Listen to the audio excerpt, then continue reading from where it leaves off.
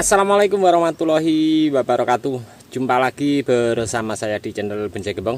Oke, sedulur bonsai, kali ini saya mau update hasil daripada setelah sekitar 1 bulan kurang ya. Sudah saya update untuk teman-teman. Kalau tidak salah tanggal 8 Agustus kemarin ya, saya berbagi tips cara dongkel bahan bonsai sancang dijamin 100% berhasil. Kemarin sore sempat saya cek dan ada beberapa akar yang sudah keluar tembus.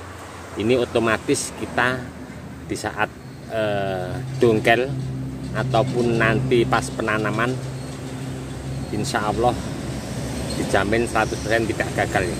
Biasa kalau sancang teman-teman stek tancap hidup, tapi kita terkadang ada juga yang gagal. Banyak sekali teman-teman yang komen-komen di bawah deskripsi di video saya sebelumnya ataupun chat lewat WA ya, untuk kita berbagi, belajar bersama, untuk walaupun bahan satu ini sangat mudah untuk kita budidaya. Oke, seperti apa saya akan langsung lakukan dongkel untuk bahan ini. Dan alhamdulillah ini sudah punya temannya.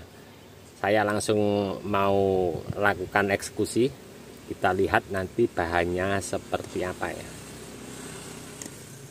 Oke, ini dia untuk bahan setelah saya lakukan proses cangkok akar dengan pemotongan beberapa akar dan menyisakan beberapa akar juga untuk mensuplai asupan nutrisi ke atas, mempertahankan pohon ini tetap hidup ya.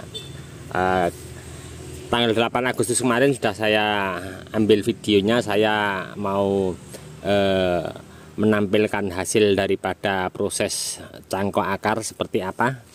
Saya akan langsung lakukan pengecekan.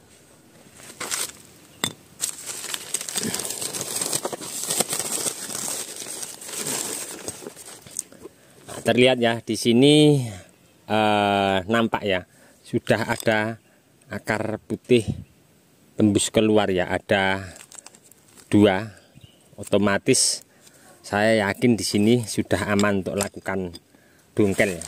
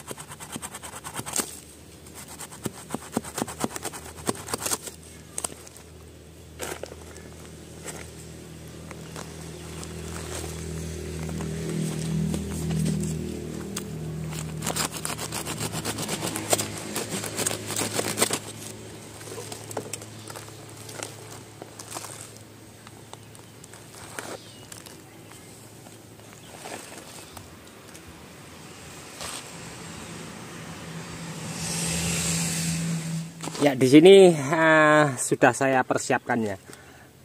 Berhubung itu cangkok akar untuk dongkelnya, otomatis sudah mempunyai modal akar ya.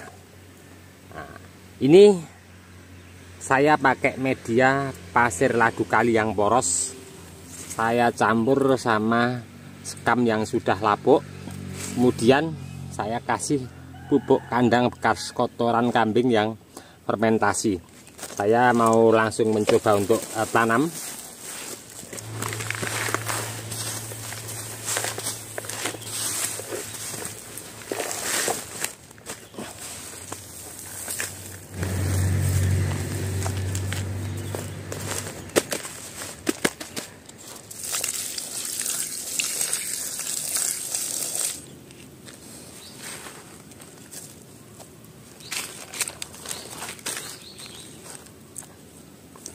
Nah, ini untuk media tambahan di atasnya pengaplikasian media tanam yang saya sampaikan di depan tadi. Ini saya pakai yang di atasnya ini pakai bekas untuk media tanam cangkok ya.